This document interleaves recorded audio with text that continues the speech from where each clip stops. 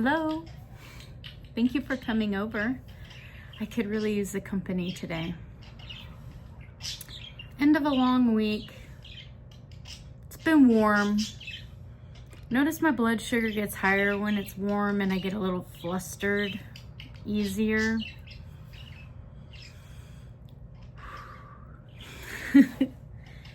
Makes it the perfect time to work on some freeform crochet. So Nova over at Gnome Creations has a Scrumble challenge, a freeform crochet, fun crochet along. On Friday, she rolls some dice, correlates to a color, and that's it. You just go off from there, whatever inspires you, whatever you're thinking. Right now, I'm thinking that those birds only started chirping when you came to visit.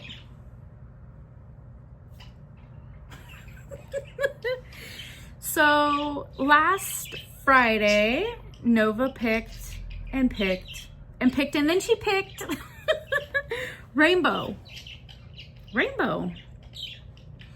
I have this beautiful cotton. It's a kitchen cotton, like a dishcloth cotton. No tag. I picked this up a really long time ago and I've been saving it for something. No clue what, but I absolutely love it.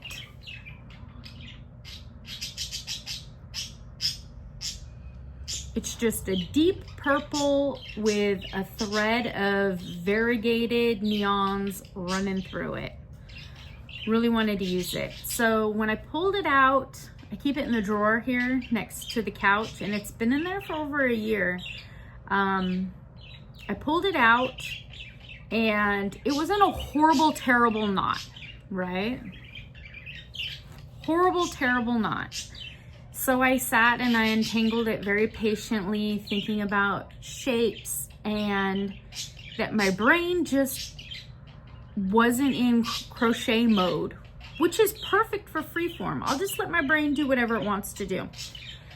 But the process that it took me to unwind this rainbow, my mind unwind too, in a good way. I was able to look through my hooks. I found a 4.5 dots hook. That's the one that would work best. While I was looking for my hook, I saw my star babies that I've been making. This is Loops and Thread from Michaels. It's called Carousel Twist. We have some rainbows in there. This one is a bulky 5. It would be a hardy 4. It's not fluffy 5. It's hardy 4, light 5. I figured I could, if I found a hook in the middle, I could get them to play well together. And so next to my star baby was this yellow, and I'm just attracted to this yellow right now. Seems like every time I pick up this yellow, baby chicks come to mind. So if you remember my scrumble from last week, I made a chicken. And so it's official. All my scrumbles are going to be chickens. I got a chicken brain, chickens in my heart, making chickens. I'm gonna make all these scrumbly chickens and I'm gonna attach them together and make a wall hanging. You ready? I made a chicken. So looking at the back, I made a granny square triangle using the 3 double crochets, chain 1, 3 double crochets. On my corner, I did chain 2 and kind of just duplicated that for 3 rounds. Then I used the star baby carousel and I just went around 2 sides. Then I practiced some, I did some picots with 5, chain 5s. Never done that before. That was the chain 2 or chain 3 always put a nice little ball at the top of a stitch, but with the bulky 5, it was just looking cluttered. So I did a chain 5 picot, which is slipping back into the original with some single crochets. It seemed to space them out nicely. 4 and 4, kept it even. And so then I wanted to practice some surface crochet, which is a technique that Nova mentioned last week that I started to, but then I didn't really incorporate very much. So I grabbed the top of these grannies and worked my way around with some double crochets and some more of those chain 5 picots to make some feathers, some wing feathers. And then when I got down here to the bottom, I just did a chain 3 and a single and a chain 3 and a single. I tried to be mindful about how to keep it spaced out so it would end up in the middle. I attached some yellow and I did the same granny. I did, I did 4, chain 1 and 4 all the way across the bottom. And when I was coming back, I did some triple crochets, some long, loopy, therapeutic triple crochets, and I bunched them all up into every double crochet that I did to attach. I did 4, so it gave me a nice thick ruffle across there. I imagine if this was a chick, she would have this big fluffy skirt to sit and incubate her eggs. When I got done with that, I noticed that that's all I had. So I had some options. Do I put my face in here or do I practice my wheel? I did chain 6 and I did 12 spokes on my wheel with a single crochet between. And then I did dog hairs. I attached those places randomly like glitter. Did some double crochets through there, and then I thought, well, you know, it's a chicken. I need a beak.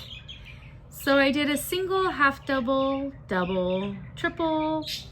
What comes after the triple with the 4 when you wrap 3 times and you let off 4 times? Triple, a quadruple crochet. I only did 1 of those, and that gave me the longest peak on my point. And then I went back down. I just whip stitched that on with a needle and thread. When I cut off, I left a long tail. And then I did a single, chain 2 singles all the way around. Kind of reminds me of a woodstock shape. It might be that yellow again, reminding me of baby chick woodstock. I had fun with this one. I feel better. This was crochet therapy. It truly was. It started when I started unwinding those knots and seeing that something so complicated and intimidating looking was unwinding in my hands and is nice and organized and completely manageable. That's perfect. That's what I need. When I sit and crochet, it doesn't always have to be complicated. It doesn't have to be a pattern or a chart, or sometimes it could just be whatever. Let's scrumble. So I've started my chicks. I believe Nova's on week 5. I have 2 chicks for the project. And then I do have a scrumble that I did before I started. I think I've only participated 3 weeks. Definitely plan to keep going. This is fun. So I think I'm just gonna start with the 2 chicks hanging out with this chick. We'll see where it goes. I mean, even a yarn chicken bag. I have a yarn chicken bag, but who doesn't need 2 yarn chicken bags? I don't know. I just imagine a whole yard full of these crazy chicks hanging out. Well, thank you for joining me. I am going to go work on my Better Day dress. Do need to check in with you on that. I've made some progress. I'll see you soon. Have a wonderful weekend. Take care. Bye.